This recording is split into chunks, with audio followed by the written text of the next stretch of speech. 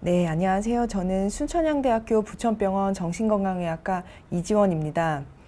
이렇게 인사드릴 수 있게 돼서 너무 반갑습니다. 저에 대해서 잠깐 소개를 드리자면 저는 정신건강의학과 중에서도 소아청소년 정신건강의학과 전문의입니다. 소아청소년 정신건강의학과 전문의가 좀 생소하게 느껴질 수 있으셔서 간단하게 설명을 드리면 이제 짧게 얘기하면 소아정신과 의사가 되겠는데요. 소아정신과 의사는 이제 4년간의 정신과 레지던트 과정을 마친 이후에 정신과 전문의가 되고 나서 이제 2년 동안 아동 청소년들만 더 추가적으로 이제 공부를 하고 시험을 보게 돼서 그 이후에 이제 소아청소년 정신과 전문의 자격증을 취득하게 되면 이제 소아정신과 의사가 되는 거고요. 소아정신과 의사들은 이제 영유아서부터 아동 청소년까지 아이들한테서 나타날 수 있는 여러 다양한 정서, 인지, 행동상의 어려움들을 진료하게 됩니다. 그래서 이 시기에 나타나는 이런 정서인지 행동상의 어려움들은 대부분 발달하고도 관련이 많아서 그냥 간단하게 생각하시면 이런 아동 발달, 아동 심리와 관련된 의학적인 진료를 하는 의사들이라고 생각하시면 될 것 같습니다. 그래서 많은 경우에 이제 어린 아이들이 좀 언어가 좀 늦거나 인지나 언어가 좀 늦거나 이제 사회성에 어려움이 있거나 행동상의 문제가 있을 때 많이들 진료를 보러 와주시고 질환들로 말씀드리자면 언어장애, 지적장애, 자폐 스펙트럼 장애, ADHD, 틱, 우울증, 불안장애, 행실장애 등등 여러 가지 질환들을 진료하게 되고 꼭 질환이 아니더라도 이제 일반 아이들이 여러 가지 스트레스나 이런 환경적인 요인으로 인해서 좀 심리적인 고통이 있다든지 적응상의 어려움이 있을 때에도 폭넓게 상담하고 있습니다. 요즘에는 아무래도 정신과도 그렇고 소아정신과도 그렇고 점점 사람들의 인식이 좋아지고 있고 편견도 많이 줄어들고 있어서 여전히 더 많이 좋아져야 될 부분이 있지만 그래도 점점 좋아지고 있는 추세라서 예전에는 소아정신과 문턱이 굉장히 높았지만 요즘에는 많은 어머님들께서 아이들한테서 이런 어려움들이 생겼을 때 병원에 찾아서 전문의들하고 상담을 해주시는 것 같습니다. 요즘 이제 TV에 많이 나오시는 오은영 선생님 역할도 굉장히 큰 것 같고요. 참고로 이제 오은영 선생님도 소아정신과 전문의이십니다. 아무튼 그래서 오늘 이 시간에는 자폐 스펙트럼 장애에 대해서 좀 이야기를 나눠보는 시간을 가지려고 합니다. 자폐 스펙트럼 장애라고 하는 용어는 어떤 분들은 좀 굉장히 낯설고 생소하게 느끼실 수도 있고 좀 아이들을 키우시는 어머님들 같은 경우에는 한 번쯤은 꼭 들어보셨을 이제 용어일 텐데요. 자폐 스펙트럼 장애란 사회적 상호작용과 의사소통의 결함을 보이면서 제한적이고 반복적인 행동이나 관심을 보이는 발달장애라고 할 수 있습니다. 간단하게 말씀드리면 사회성 발달에 어려움을 겪는 장애입니다. 진단 기준에 대해서 조금 더 자세하게 설명을 드리자면 진단 기준은 크게 두 가지입니다. 첫 번째가 사회적 의사소통과 사회적 상호작용의 지속적인 결함이고요. 두 번째가 제한적이고 반복적인 행동이나 흥미 활동이 있는 경우, 이렇게 두 가지가 있는 경우에 자폐 스펙트럼 장애 진단을 할 수 있습니다. 이렇게 두 가지라고 생각하면 조금 간단하게 되실 수도 있는데 또 이게 어떤 거를 의미하는 건지 잘 이해가 되기 어려울 수도 있으신데 이 첫 번째 이 의사소통과 상호작용의 결함이라고 하는 거는 좀 자세히 설명을 드리면 이런 대화를 나눌 때 정상적으로 주거니 받거니 이런 핑퐁 대화가 좀 어렵다든지 본인의 관심사나 감정을 서로 소통하는 게 어렵다든지 뭔가 내가 요청하거나 물어보거나 같이 뭘 하려고 하는 이런 사회적 상호작용 시작 행동을 잘 하지 못하거나 아니면 상대방이 먼저 나한테 상호작용을 할 때 그거에 대한 적절한 반응을 하는 것을 어려워하는 것을 얘기합니다. 두 번째는 이제 의사소통. 의사소통에는 꼭 언어적인 것만 있는 게 아니고 비언어적인 의사소통도 있는데요. 이 비언어적 의사소통은 이 눈맞춤이나 이런 표정이나 제스처 같은 것들이 적절하게 사용을 잘 하지 못해서 의사소통에 어려움을 겪고, 또 상대방이 이런 비언어적 의사소통을 사용하는 것을 제대로 이제 적절하게 이해하지 못하고 어려움을 겪는 것도 이런 비언어적 의사소통의 결함이라고 봅니다. 그리고 이런 상호작용과 의사소통의 어려움들 때문에 이런 사회적 관계를 잘 유지하고 이루는 게 좀 어려운데요. 흔하게는 이제 친구 사귀는 게 굉장히 어렵고, 뭐 직장 동료라든지 가족 간에서도 적절하게 이제 관계를 맺고 유지하는 게 어려울 수 있습니다. 두 번째, 이런 제한적이고 반복적인 행동이나 흥미 활동은 크게 4가지가 있습니다. 이 4가지 중에 2가지 이상만 나타나면 우리가 이 진단 기준을 만족을 하게 되는데요. 이 4가지 중은 첫 번째는 상동증적이고 반복적인, 이거는 그냥 반복하는 동작이 있거나, 이 동작은 뭐 폴짝폴짝 뛴다든지 파닥파닥 튕긴다든지 뭐 손을 이렇게 흔든다든지 고개를 도리도리 한다든지 이런 동작이 될 수도 있고요. 어떤 물건을 계속 반복적으로 같은 방식으로 사용하는 거, 예를 들어서 뭐 어떤 거를 자꾸 돌린다든지, 뭐 그런 게 바퀴를 계속 돌린다든지 이런 이제 반복적인 물건의 사용이 될 수도 있고, 아니면 말할 때 반복적인 똑같은 말을 계속 반복한다든지, 어디서 본 대사를 따라하고 그 대사를 계속 반복한다든지, 다른 사람이 한 말을 반복하는 이런 특징을 갖고 있는 경우에 해당이 되고요. 두 번째는 이 동일성에 대한 고집이라 해서 변화를 싫어하고 항상 같은 방식으로 하는 거를 좋아하는 겁니다. 그래서 일상적인 거에 이제 루틴이 있고 좀 융통성이 좀 없고 약간 집착하는 그런 성향이 있을 수 있습니다. 세 번째가 이런 제한된 관심사라고 할 수 있는데요.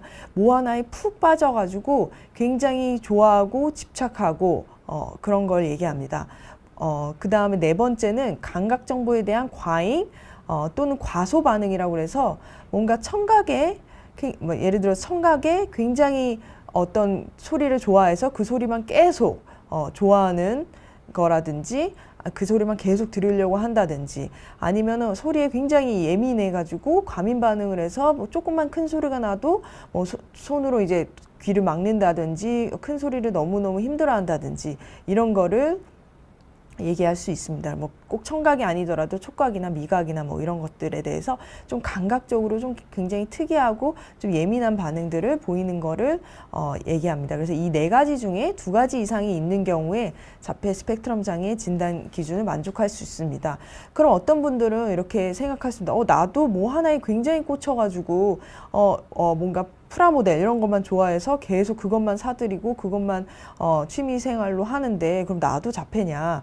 아니면 나도 이게 항상 루틴이 딱 정해져 있어서 매일 아침에 운동을 하고 뭐 하는 루틴이 정해서 하루라도 그 루틴을 어기면 굉장히 힘들어지는데, 이런 것도 그럼 내가 자폐라는 거냐? 이렇게 말씀하실 수 있는데, 여기서는 2번에 있는 이런 증상들은 굉장히 특이한 증상은 아닙니다. 모든 사람들이 있을 수 있는데 그 정도가 굉장히 좀 심한 경우, 그 다음에 이 정도가 심한 경우가 있으면서 1번, 이 사회적 의사소통과 상호작용의 결함이 같이 있을 때만 이게 의미가 있는 거지, 사회적 의사소통이나 상호작용은 굉장히 양호하고 친구도 잘 사귀고 사회성은 문제가 없는데 내가 뭔가 하나에 되게 꽂혀 한다든지 루틴을 꼭 지키려고 한다든지 굉장히 청각이 예민하다든지 이런 특징이 있는 거는 자폐 스펙트럼 장애라고 볼 수 없습니다. 그래서 근데 자폐 스펙트럼 장애라는 이 진단명은 실제로는 2013년도에 생긴 굉장히 비교적 새로 10년도 안 된 새로 생긴 진단명이라고 할 수 있는데요. 그 전에는 우리가 자폐성 장애, 아스퍼거 증후군, 뭐 전반적 발달 장애 이런 말들을 많이 썼습니다. 이런 진단명들이 이제 통합되어서 자폐 스펙트럼 장애로 이제 불리게 되는 건데요. 특히나 이 자폐란 말이 이제 공통적으로 들어가기 때문에 예전 이 자폐성 장애, 자폐증 이것과 지금 자폐 스펙트럼 장애가 같은 건지 다른 건지 이런 것들을 헷갈려 하시는 분들이 굉장히 많고, 이게 지금 자폐 스펙트럼 장애도 우리가 생각하는 그 자폐증 그거를 말하는 건가 생각하시는 경우들이 많아서 간단하게 말씀을 드리면 이 왼쪽에 있는 게 예전에 아마 이미지로 많이들 기억하시는 자폐증이라고 하는 그 자폐성 장애 진단 기준이고, 이게 방금 말씀드린 우리 자폐 스펙트럼 장애 진단 기준입니다. 그래서 큰 차이는 그러니까 비슷하지만 다른 부분이 확실히 있습니다. 다른 부분은 자폐성 장애는 세 가지 진단 기준을 받습니다.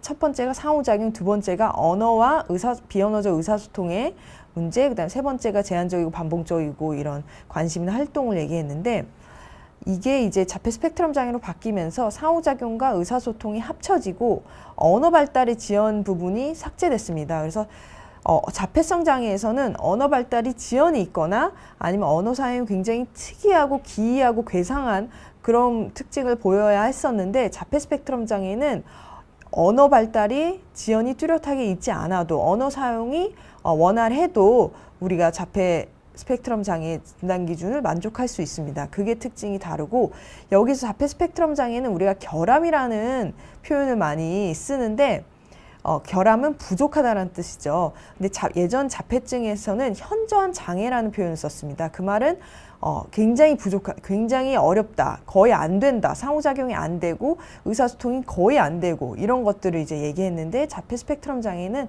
부족함, 결함 이런 쪽으로 생각을 하시면 됩니다. 훨씬 더 조금 완곡한 표현이라고 할 수도 있고, 그다음에 언어 발달이 꼭 늦지 않아도 된다는 부분들이 포함된 게 특징이고, 그다음에 뭐 제한적이고 반복적인 거 이런 거는 같은데 감각적인 반응이 특이하다는 게 좀 추가가 됐습니다.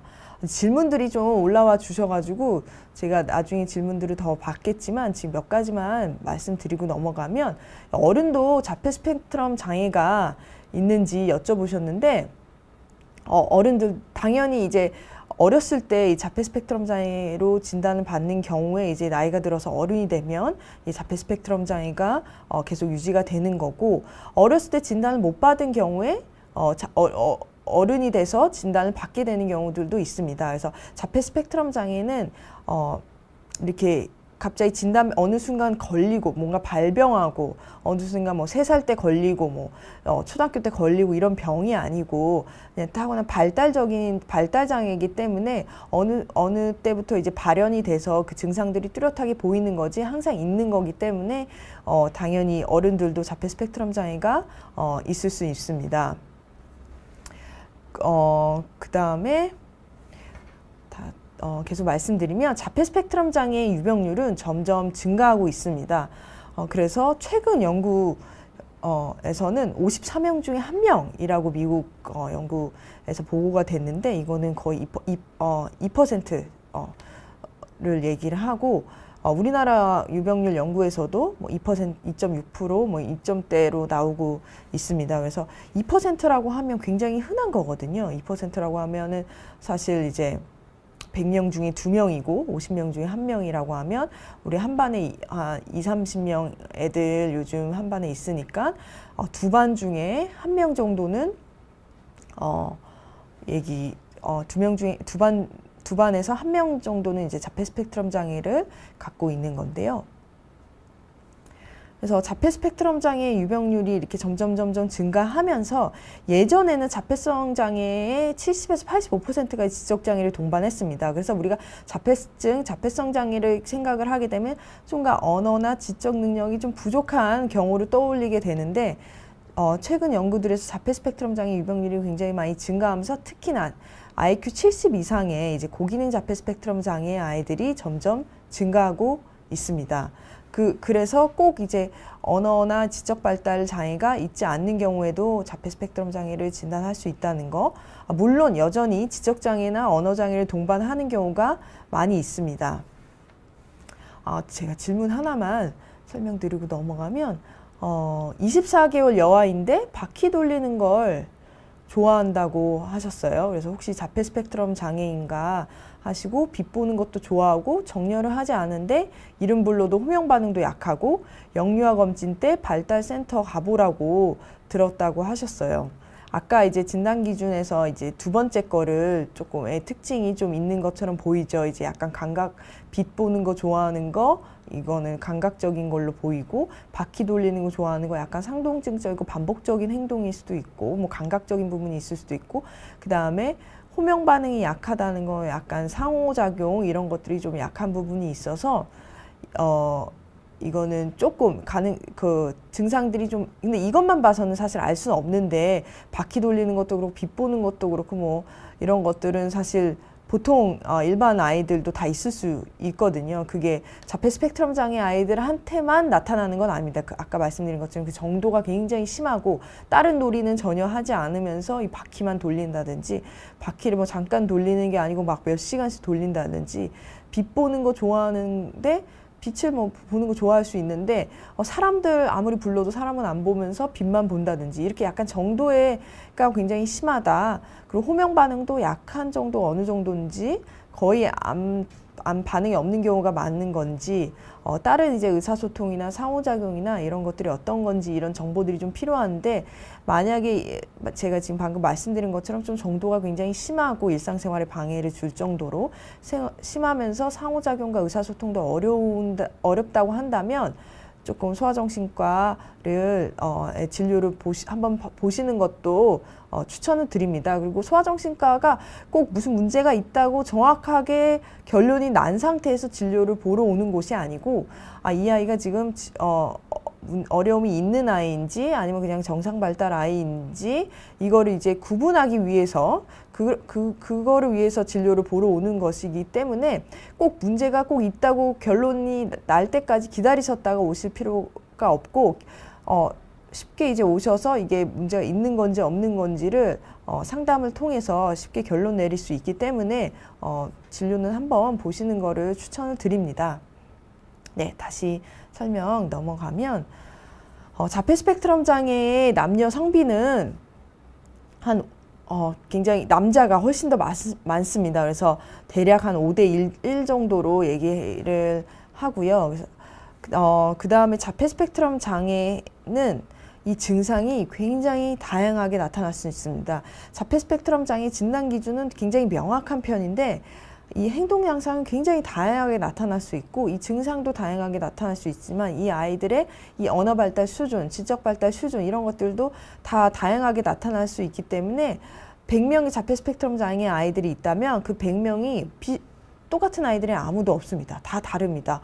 그래서 이런 어떤 애는 나는 굉장히 바퀴 돌리는 거를 좋아하고 호명 반응이 없다 하고 하면 우리 애는 호명 반응이 좀 되는데 우리 아이는 바퀴에는 관심이 없다, 이럴 수도 있고, 각각 다 다른 증상을 보일 수도 있어서 좀 이게 전문가가 아닌 사람들이 보기에는 좀 어떻게 어떤 경우에 자폐 스펙트럼 장애라고 하는 건지가 되게 어렵고 좀 이해하기 어려우실 수도 있습니다.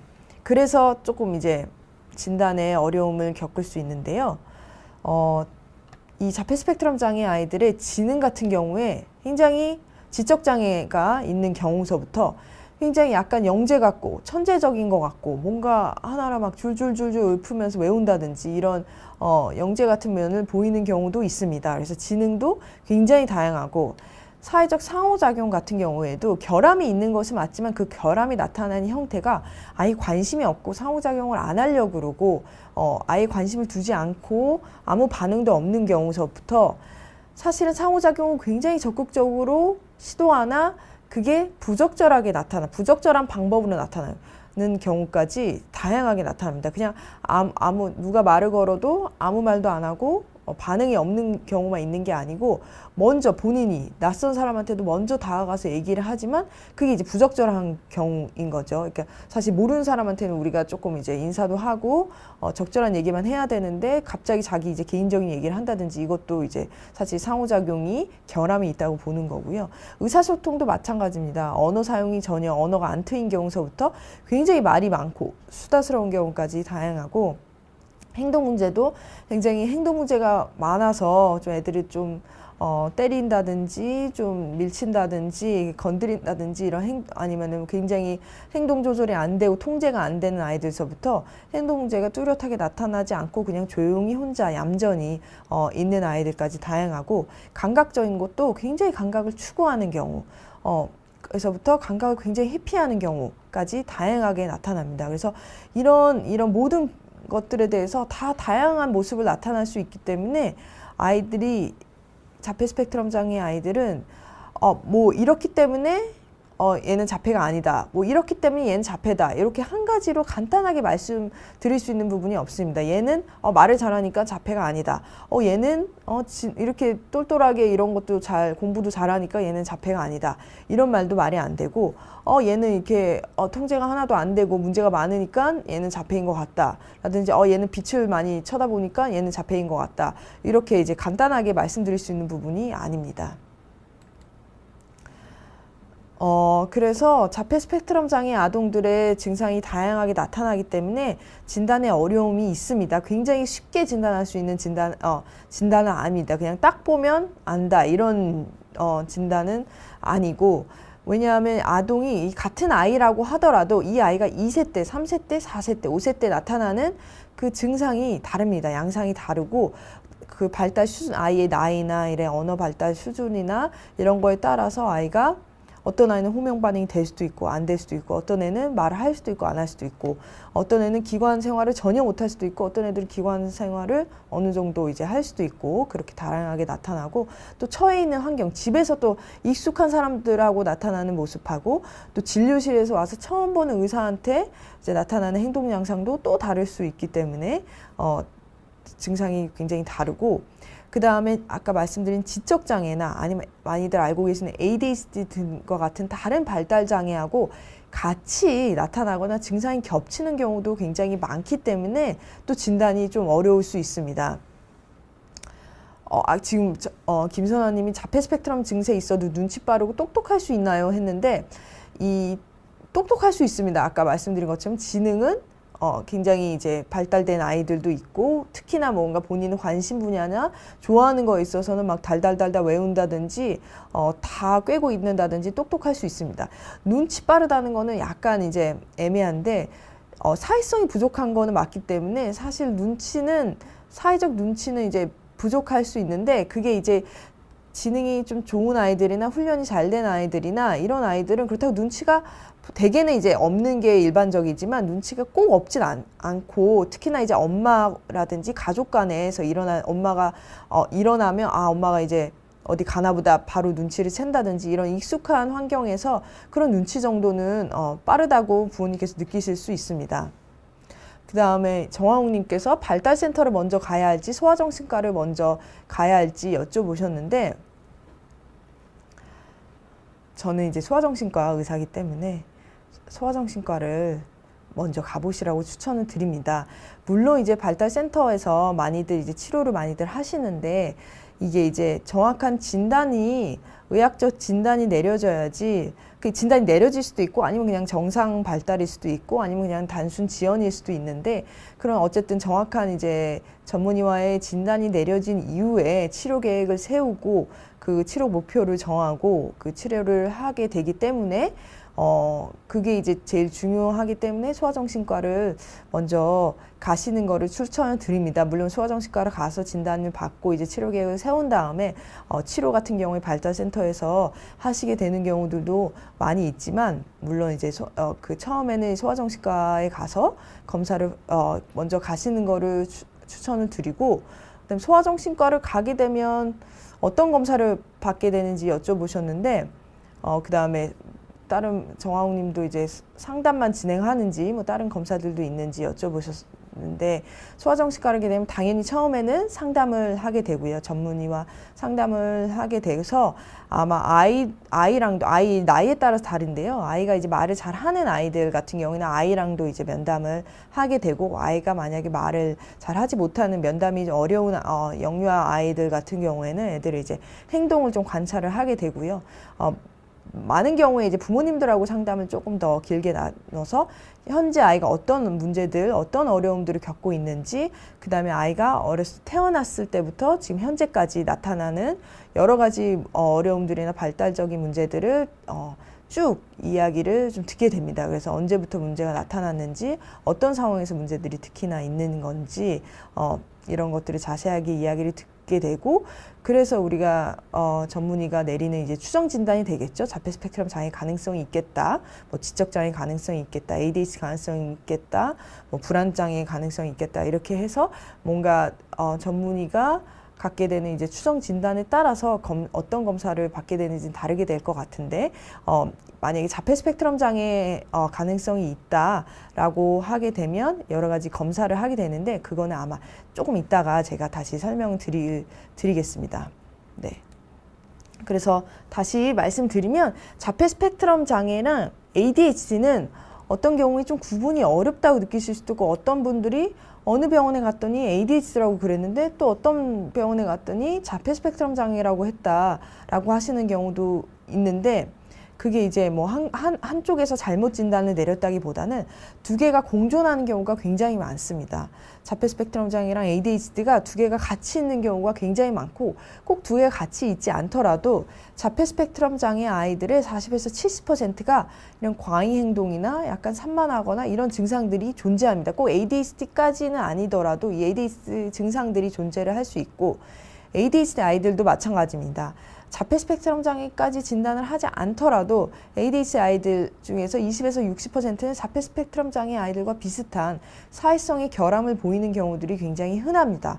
그래서 둘이가 증상이 굉장히 겹치는 부분이 있기 때문에 우리 아이는 자폐 스펙트럼 장애인데 이런 모습을 보인다 했을 때 우리 아이는 ADHD인데 그런 모습을 보인다 할 수도 있습니다. 그게 같은 이제 다른 진단명이지만 같은 증상을 보일 수도 있고, 아니면 두 개를 같이 가지고 있어서 그럴 수도 있고, 그래서 자폐 스펙트럼 장애와 ADHD는 약간 이제 연속선상에 있는 질환이라고 생각하기도 합니다. 그래서 자폐 스펙트럼 장애랑 ADHD는 택일의 문제가 아닙니다. 어떤 어머님들은 좀 우리 아이가 자폐 스펙트럼 장애인가요? ADHD인가요? 둘 중에 어떤 건가요? 이렇게 질문하시는 경우들도 있는데, 이건 둘 중에 하나의 문제가 아닐 경우들이 많이 있고, 같이 있거나 약간 증상이 겹치는 경우들이 많이 있습니다. 자폐 스펙트럼 장애 조기 징후에 대해서 얘기를 좀 드리려고 하는데, 보통은 어머님들은 자폐 스펙트럼 장애 어머님들한테 이제 연구를 했을 때 12개월에서 24개월에서 처음 부모님들께서 우리 아이가 발달에 문제가 있나? 처음 이렇게 생각하는 경우가 많다고 합니다. 그리고 근데 만약에 언어 발달이 늦지 않거나 지적 장애를 동반하지 않는 고기능 자폐 스펙트럼 장애의 경우에는 어렸을 때는 잘 모르다가 기관 생활을 시작하는 3, 4세경 아니면은 초등학교 입학해서 그때서 이제 아이들하고 잘 못 어울리는 것들을 보면서 우리 아이가 문제가 있나 이렇게 생각하시는 경우들도 있습니다. 그래서 각 나이대별로 우리가 흔하게 나타나는 이런 조기 징후들이 이제 나이대별로 다르게 나타나는데, 그거를 좀 말씀드리려고 하는데, 이 한국 나이로 우리 한국 나이 3세경 만으로 18개월에서 24개월 정도에서 주로 나타나는 증상들은 말이 늦는 경우가 많습니다.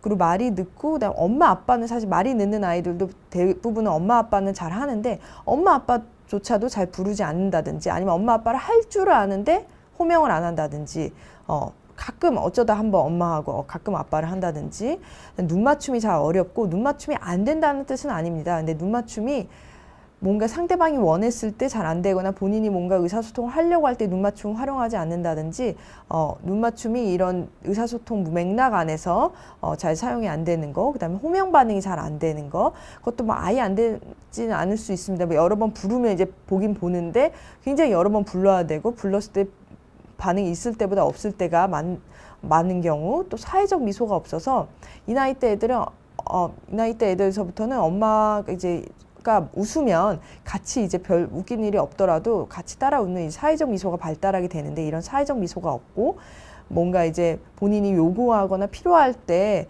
뭔가 손으로 끌고 가서 그 다음에 그걸 가리키거나 뭐 이렇게 눈빛으로 이렇게 소통을 하는 게 아니고, 어른의 손을 거기 도구처럼 사용해서 그 본인이 원하는 물건 위에 올려놓는다든지, 그런 보이고, 합동주시라고 그래서 뭔가 이제 관심 끌려고 하는 거 보니 엄마한테 엄마 저거 봐봐, 엄마 새가 지나간다, 엄마 개미야, 뭐 이런 것처럼 꼭 말을 하지 않더라도 엄마 저거 뭐 이렇게 하는 것들이 별로 안 보인다든지, 아니면은 다른 어른들이 이거 봐라 저거 봐라 이렇게 관심 끌기를 하는데 그게 잘 반응이 안 나타나는 경우, 요구사항이 별로 없고 혼자서 잘 놀고 있고, 낯가림이나 분리불안도 별로 없는 경우, 이런 경우도 있고, 반대로 오히려 떼쓰기가 너무 심하고 달래지지가 않고 막 항상 뒤집어지고 그래서 어디를 못 데려가고 이런 경우들도 있고요.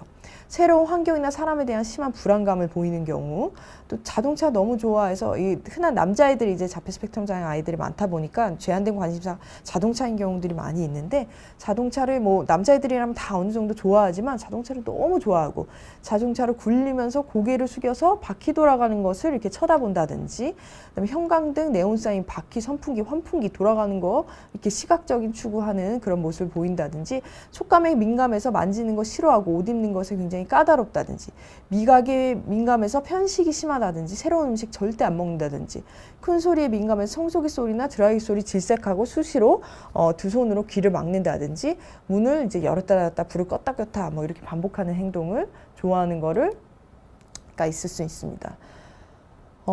우리나라 나이로 4, 5세경, 이때는 보통 기관 이제 어린이집이나 유치원을 좀 다니게 되는 시기인데요. 이때는 어린이집 선생님 만났을 때나 하원시 이제 엄마가 데리러 갔을 때, 부모가 퇴근했을 때, 뭐 친구나 친척을 만났을 때, 이 아는 사람을, 반가운 사람 만났을 때 눈맞춤이나 반가워하는 표정이 뚜렷하지 않고, 인사를 하라고 시키면 하긴 하는데 이런 약간 손을 자발적으로 손 흔드는 것조차도 잘 안 하려고 한다든지, 또래한테 관심이 없고 장난감에만 관심이 있다든지, 간단한 질문에도 이제는 말이 좀 트여가지고 간단한 단어들은 할 수 있음에도 불구하고 질문을 했는데 대답을 안 한다든지, 응, 아니, 뭐 아니면 고개를 젓거나 끄덕이기, 이렇게 간단하게 소통할 수 있는 것도 잘 안 하려고 한다든지, 아니면 언어 발달은 느렸는데 오히려 아무도 안 가르쳐준 알파벳이나 숫자나 한글 같은 걸 다 꿰고 있고 막 그거를 쳐다보는 걸 좋아한다든지, 어른들의 말이나 유튜브나 만화에서 나오는 대사 같은 것들을 따라할 때가 자주 있고, 항상 특정한 방식으로 놀이를 하고 엄마가 껴서 놀아주려고 하면 싫어한다든지, 변화를 극도로 싫어해서 계절에 맞춰서 옷을 바꿔 입는 것도 거부한다든지, 그래서 계절이 이제 추워졌는데 계속 반팔만 입으려고 한다든지, 이제 너무 따뜻해졌는데 계속 긴팔만 입으려고 한다든지, 뭔가 변화하는 거를 어려워하는 경우들이 있습니다.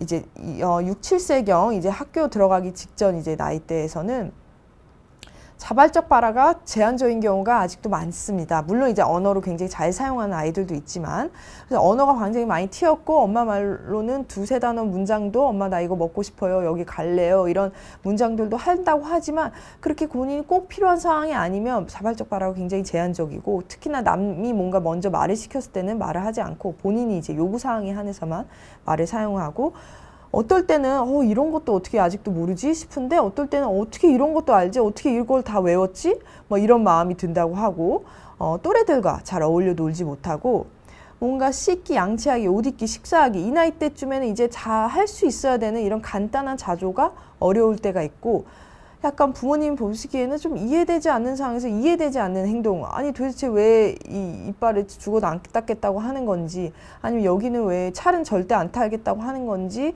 카시트를 너무나 극도로 거부하는 건지, 이렇게 해줘봐도 저렇게 해줘봐도 계속 이제 자지러지고 싫어한다든지 이런 행동을 할 때가 있고, 안어들이 아까 얘기한 것처럼 아는 단어들이 많고 필요할 때는 문장으로 얘기하지만 이제 물어보는 말에는 대답을 잘 안 한다든지, 본인 대화를 할 때 보면 본인의 관심사나 요구사항에 국한되어 있고, 아이들하고 놀이하는 걸 보면 이제 술래잡기나 숨바꼭질, 무궁화꽃이 피었습니다, 이게 이 나이 때 이제 충분히 할 수 있는 사회적 놀이인데, 이게 부모님하고 집에서는 되고 형제자매들하고는 좀 할 수 있는데, 또래들하고 하면은 잘 하지 못하고 마치 깍두기처럼 학원이 있는 것 같은데 제대로 이제 룰을 잘 이해를 못하는 것 같이 보인다든지, 그런 게 있습니다. 아까 어떤 분께서 질문해 주신 것처럼, 그래서 자폐 스펙트럼 장애 진단은 아까 병원에 오시게 되면 저희 병원 같은 경우에는 충분한 면담을 통해서 자폐 스펙트럼 장애 가능성이 있다 하면 에이도스와 ADI 검사를 하게 됩니다. 이 에이도스와 ADI 검사는 자폐 스펙트럼 장애 검사 도구가 굉장히 많이 있는데, 이 자폐 스펙트럼 장애 검사 도구 중에 골드 스탠더드라고 할 수 있는, 그러니까 가장 좀 자세하게 정확하게 평가할 수 있는 진단 도구입니다.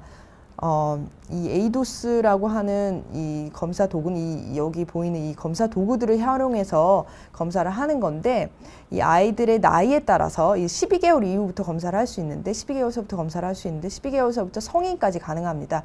이 나이대에 따라서, 이 발달 수준에 따라서 아기들 같은 경우에 당연히 말 잘 못하는 경우도 많고 하니까 막 놀아주면서 놀이하면서 이제 아이의 상호작용과 의사소통 능력을 봐야 되는 거고, 이제 어른들, 말 잘하는 어른들 같은 경우에는 이제 캐주얼한 대화를 통해서, 그러면서 여러 가지 또 다른 활동들을, 액티비티를 통해서 이제 평가를 하게 되고, 발달 수준에 따라서 다르게 평가를 하는 겁니다. 그래서 한 40분에서 60분 동안 자세하게 그 아이나 이제 어른을 대상으로 해서 자세하게 자폐 성향들이 얼마나 보이는지를 평가를 하게 됩니다. 이게 객관적으로 우리가 평가를 하는 거죠.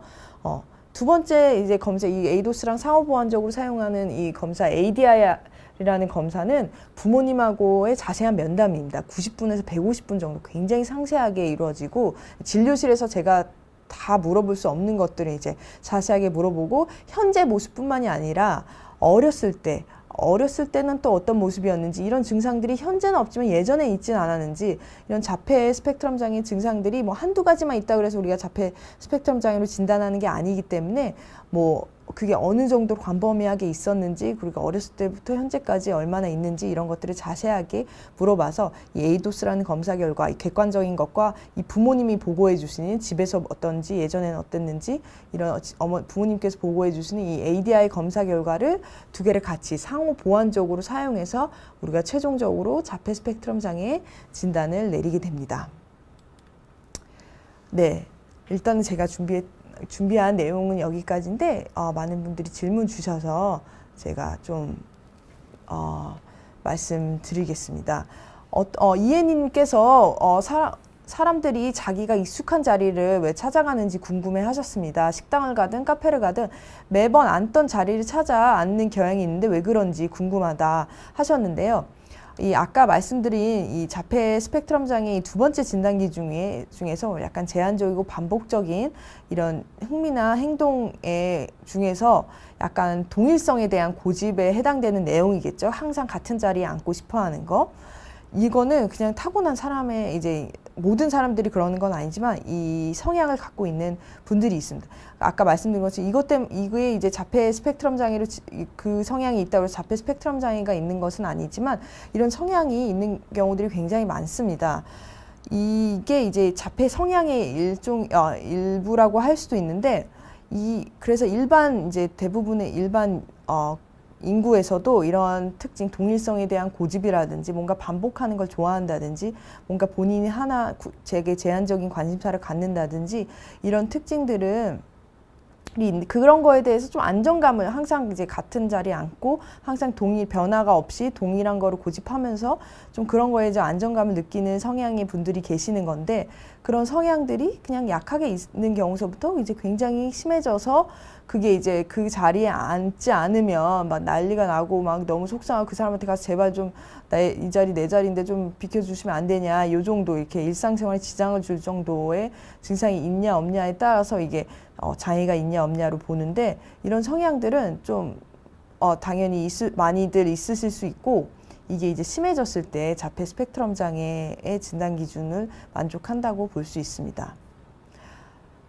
그 다음에 일상생활에서 자폐 스펙트럼 장애를 의심할 만한 대표적인 증상을 알려달라고 하셨는데, 이거는 아까 이제 제가 진짜 진단 기준에서 말씀드렸죠. 그래서 크게 이제 사회성이 부족한 거, 이게 나이에 따라서 다릅니다. 사회성이라고 하는 게 만 2, 3세한테 우리가 기대하는 사회성과 우리가 초등학생한테 기대하는 사회성, 또 어른한테 기대하는 사회성이 다르기 때문에 일상생활에서 의심할 만한 대표적인 증상이 굉장히 다른데, 그냥 영유아기 아이들한테서 얘기를 드리자면, 영유아기 기관 다니는 아이들한테서 나타나는 모습은 아이들한테 크게 관심이 없거나, 관심은 있는데 뭔가 이제 잘 어울리는 방법을 잘 모른다든지, 애들이 먼저 다가와도 어떻게 반응해야 될지를 잘 모르고 엄마가 보기엔 애가 어쩔 줄을 몰라 하는 느낌, 그래서 아예 피해버릴 수도 있고, 아니면은 부적절한 방식으로 애들한테 그냥 약간 나 누군데 우리 같이 놀까 이렇게 적절하게 다가가야 되는데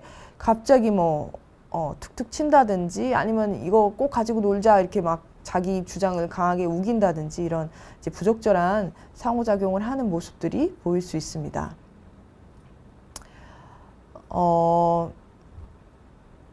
어떤 분께서 더 중학교 때 머리를 다친 성인 ADHD인데 혹시 나중에 자폐 스펙트럼 장애가 심해질 가능성이 있냐라고 하셨는데 자폐 스펙트럼 장애는 우리가 선천적인 발달 장애로 보고 있습니다. 그렇기 때문에 갑자기 발병하는 게 아닙니다. 그래서 뭐 머리를 다쳐서 생기거나 물론 이제 자폐 스펙트럼 장애와 유사한 증상들을 보일 수는 있지만 자폐 스펙트럼 장애 같은 경우에는 갑자기 성인기에 발병을 하거나 갑자기 걸릴 수 있는 그런 질환은 아닙니다. 어떤 분께서 만 4살 갑자기 놀다가 멍을 자주 때리는데 멍 때림도 자폐 스펙트럼과 연관이 있을까요? 하셨는데 놀다가 멍을 자주 때린다. 이게 이제 약간 여러 가지를 의미할 수 있는데 뭐 조금 더 심각하게 말씀드리면 뭐 그럴 가능성은 거의 없겠지만 이 경련이 있는 경우에도 우리가 이제 뇌전증이라고 하죠. 뇌전증이 있는 경우에도 이제 놀다가 갑자기 막 놀다가 이렇게 가만히 한 있다가 누가 말을 걸어도 대답을 안 하고 있다가 뭐라고 그랬지? 이렇게 하고 넘어가는 아이들이 있을 수도 있고 아니면 주의가 좀 산만한 아이들이 놀다가 이제 멍 때릴 수도 있는 거고 근데 이제 공부하다 멍 때리는 거랑 놀다가 멍 때리는 게 좀 다르죠. 공부하다 멍 때리는 거는 되게 흔하게 우리 조금 산만한 아이들은 많이 있을 수 있는데 놀다가 멍을 때린다고 하면 뭔가 이제 얘가 진짜 멍을 때리는 건지 아니면 뭔가 하나를 뚫어지게 쳐다보고 있는 건지 뭐 이런 걸 좀 자세하게 봐야지 알 수 있을 것 같아요. 근데 만약 이것도 막 굉장히 자주 있는 거고 그때 막 뭐 불러도 대답이 없다든지 아니면 뭔가 하나를 열심히 쳐다보면서 그런다든지 하면 어쨌든 자폐 스펙트럼 장애가 아니더라도 이거는 진료를 볼 수도 있는 부분인 것 같고요. 성인은 정신과 진료받으면 기록이 남는데 기록이 남은 자격증 취득, 취직 불이익이 따라오냐고 말씀하셨는데 정신과 이거 굉장히 제가 흔하게 받는 질문이어서 제가 설명을 드리면 일단은 정신과 진료를 받으면 기록이 남는다. 이제 기록이 이제 어디 무슨 영구적인 기록이 남아서 누가 찾아보면 언제든지 이게 막 열리고 이런 기록이 남는 거는 없습니다. 특히나 많은 분들이 이제 저는 소아정신과다 보니까 나중에 대학 갈 때, 뭐 취업할 때, 이럴 때, 뭐 군대 갈 때, 이럴 때 이제 기록이 이제 따라오는 거 아니냐, 뭐 입학 원서를 냈는데 이제 예전에 소아정신과 진료 본 것 때문에 뭔가 불이익을 받는 게 아니냐 하시는데 그럴 수 없습니다. 이런 의무 기록은 사실 본인의 동의 없이 어느 누구도 열어볼 수 없습니다.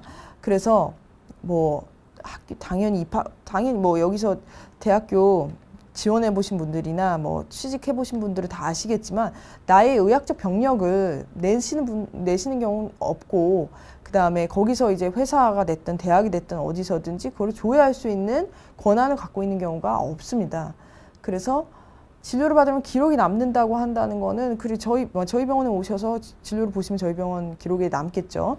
근데 이제 이 진료를 받은 것들이 이제 막 다 공유가 되고 어디 가서든지 뜨고 막 이런 것들은 아닙니다. 집에서 가까운 대학병원이 신촌 세브란스 소아정신과 선생님이 예약하려니 1년을 대기해야 되는데 이럴 때는 그냥 예약하고 대기해야 할까요? 대기가 너무 길어서 발달센터라도 먼저 가볼까 한 거라서요. 이렇게 여쭤보신 분이 있는데 우리가 이제 신촌 세브란스 병원 같은 경우에 소아정신과 진료가 굉장히 예약이 많이 밀려 있습니다. 그래서 기다리시는 것보다는 물론 이제 그 진료도 기다렸다 보실 수도 있지만 그 사이에 다른 좀 더 대기가 짧은 소아정신과 진료를 보시는 걸 추천을 드립니다.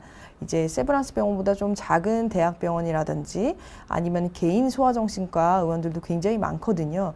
그래서 그런 데서 먼저 이제 진료를 좀 보시고 아무래도 만약에 치료가 빨리 들어가야 되는 경우에는 조금 더 빠른 진단과 이제 치료 계획을 세우는 게 좋기 때문에 다른 이제 대기가 좀 더 짧은 소아정신과 진료를 먼저 보시는 거를 추천을 드립니다. 그래서 아마 검색을 해보시면 집 근처에 소아정신과 병원들이 많이 있을 겁니다. 꼭 이제 유명 대학병원이 아니더라도. 그래서 꼭 먼저 진료를 보시고, 물론 이제 다시 또 신소세브란스 진료 예약이 왔을 때 거기도 또 진료를 보시는 것도 괜찮지만 1년은 그냥 기다리는 것보다는 먼저 이제 진료를 받아서 빨리 치료를 필요한 경우인지를 진단을 받아보시는 것을 추천을 드립니다. 또 어떤 분께서 소아 우울증이나 불안증이 성장하면서 자폐 스펙트럼 장애를 악화하거나 유발하기도 하냐고 하셨는데, 아까 말씀드린 것처럼 자폐 스펙트럼 장애는 어렸을 때는 없었는데 나이 들어서 갑자기 생기거나 유발이 되는 그런 종류의 질환은 아닙니다. 반대로 자폐 스펙트럼 장애가 있는 아이들이 이런 여러 가지 이런 사회성이 부족한 이런 특징들 때문에 일상생활에 어려움이 굉장히 많거든요. 그래서 학교를 다니거나 이제 친구들하고 지내면서 좀 스트레스를 많이 받고 좀 어려움을 겪는 경우들이 많아서 학령기에 아동 청소년 시기에 좀 우울하거나 불안하거나 이런 우울증이나 불안증이 동반되는 경우들은 많이 있을 수 있습니다. 어떤 분께서 성인기에 자폐 스펙트럼 장애가 좀 완화되냐고 하셨는데,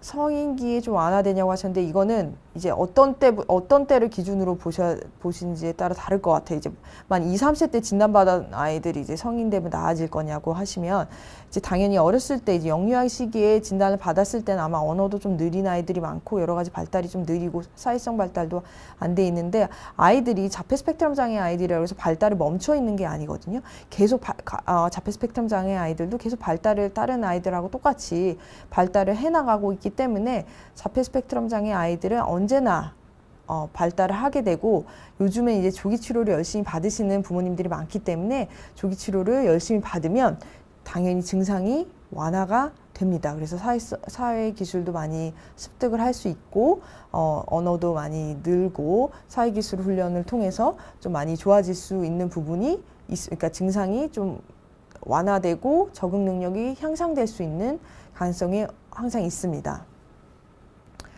보통 병원 예약하려면 엄청 오래 기다리게 되는데 집에서 해줄 수 있는 치료법이 뭐가 있을까요? 하셨는데, 만약에 우리 아이가 이제 조금 여러 가지 자폐 스펙트럼 장애 가능성이 있다, 이런 사회성이 부족한 것 같다, 이렇게 생각이 되신다면, 이것도 이제 나이대에 따라서 좀 다르겠는데, 만약에 이제 영유아 아이들이 말이 좀 느린 아이들이라든지 좀 발달이 느린 영유아기 아이들 같은 경우에는 이 아이들이 사회성이 부족한 거라는 거를 이해를 하시고 상호작용을 늘려주는 거를 추천을 드립니다.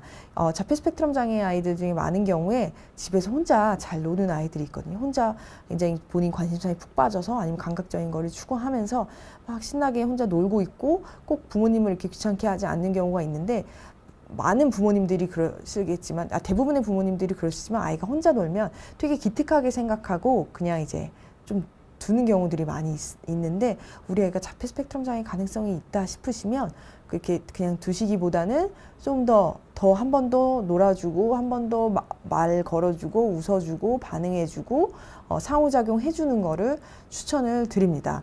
그리고 또 요즘 아무래도 이런 영상 매체, 미디어나 이런 태블릿이나 유튜브나 이런 것들에 많이 노출되는 경우들이 많이 있는데, 어떤 경우에도 일반 아이들도 다 마찬가지로 만 2, 3세 이전에 이런 미디어 영상 노출에 과도하게 노출되는 거는 추천되지 않지만, 자폐 스펙트럼 장애 가능성이 있는 아이라면 더더욱이나 영상에 조기에 영유아 시기에 노출되는 거를 추천드리지 않습니다. 이 영상 노출로 인해서 자폐 스펙트럼 장애가 발병된다기보다는, 자폐 스펙트럼 장애 아이들은 이제 영상에 노출되면서 더 이제 사람들하고 상호작용할 수 있는 기회를 더 많이 놓칠 수 있기 때문에 이런 부분들을 좀 조심하면서 부모님들께서 적극적인 상호작용을 많이 해주시는 거를 추천을 드립니다. 이게 마지막 질문이 될 것 같은데, 이 아스퍼거가 자폐 스펙트럼 안에 들어가는지, 아스퍼거라고 따로 진료를 받는 여쭤보셨는데 아까 제가 잠깐 제 설명 중에 들어갔었는데 예전에 우리가 자폐증이라고 할 때 아스퍼거라는 진단도 아스퍼거 증후군이라는 진단도 있었는데 그게 자폐 스펙트럼 장애라는 진단명이 생기면서 아스퍼거 증후군과 자폐증이 다 이제 자폐 스펙트럼 장애로 포함이 됐습니다. 그래서 예전 아스퍼거 증후군이라고 진단했던 아이들이 현재는 자폐 스펙트럼 장애로 진단을 받게 됩니다. 그래서 아스퍼거는 쉽게 말하면 언어나 지적 발달 장애가 없는 경우에, 그러니까 언어 사용도 잘 하고 지적 장애도 없는 경우에, 지능 발달도 양호한 경우에 사회성이 부족하면서 이런 제한적이고 반복적인 이런 흥미나 관심사를 갖게 되는 경우에 아스퍼거를 진단을 하게 되고요. 아스퍼거 증후군이라고 하면 이런 경우에도 일상생활에 지장이 있기 때문에 아스퍼거 증후군이라고 진단할 정도면 친구들하고 또래 관계가 어렵고 그런 부분들이 확실하게 있기 때문에 진료를 받는 것을 추천을 드립니다.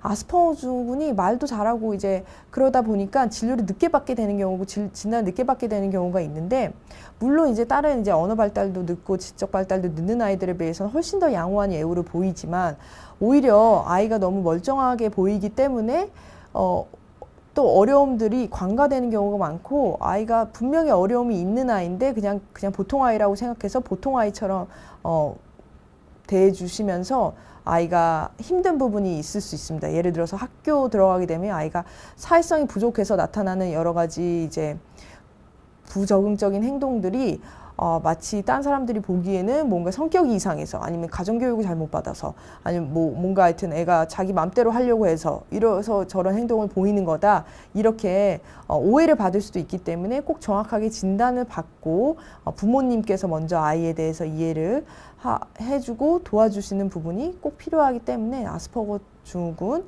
언어 발달 지연이 없는 이제 자폐 성향이 있는 자폐 스펙트럼 장애 아이들도 꼭 진료를 받으시고 정확한 진단을 받으시는 것을 추천을 드리고 싶습니다. 네, 지금 시간이 다 돼가지고 이렇게 맞춰야 될 것 같은데요. 많이들 이제 적극적으로 질문해 주시고 하셔가지고 너무 감사드리고 꼭 우리 자폐 스펙트럼 장애 아이들이 여러 가지 어려움들을 많이 겪지만 또 여러 가지 조기 치료를 통해서 증상이 완화되고 좋아지고 향상될 수 있는 부분들이 있기 때문에 자폐 스펙트럼 장애로 진단받게 되는 이제 부모님들께서 너무 이제 낙담하거나 실망하지 마시고 아이들 이제 적극적으로 도와주고 치료해주고 해주실 수 있으면 좋을 것 같습니다.